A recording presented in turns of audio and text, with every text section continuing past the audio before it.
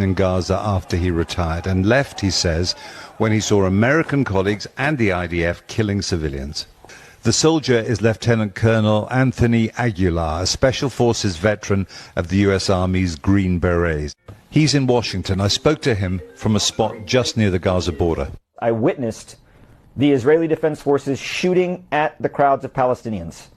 I witnessed the Israeli Defense Forces firing a main gun tank round from the Merkava tank into a crowd of people, destroying a car of civilians that were simply driving away from the site.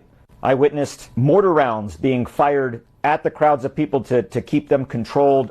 As a professional soldier with a very long career, what was your professional opinion of what was happening? My professional opinion of how the sites were established was what I would describe as amateur. Inexperienced, untrained, no idea of how to conduct operations of this magnitude. That would be my most benign assessment. In my most frank assessment, I would say that they're criminal. In my entire career, have I never witnessed the level of brutality and use of indiscriminate and unnecessary force against a civilian population, an unarmed, starving population. I've never witnessed that in all of the places I've been deployed to war until I was in Gaza at the hands of the IDF and U.S. contractors. Based on the knowledge you have, do you think that you were a witness then to war crimes? I think you're saying that very emphatically. Without question, I witnessed war crimes.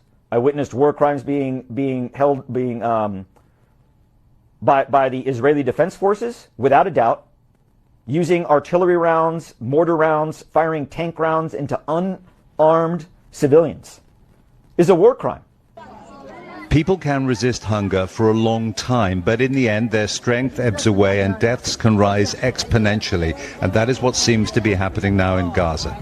Israel insists its forces have not targeted civilians. Now we have eyewitness testimony to add to the considerable evidence that they've done so as a matter of routine. Jeremy Bowen, BBC News, Jerusalem.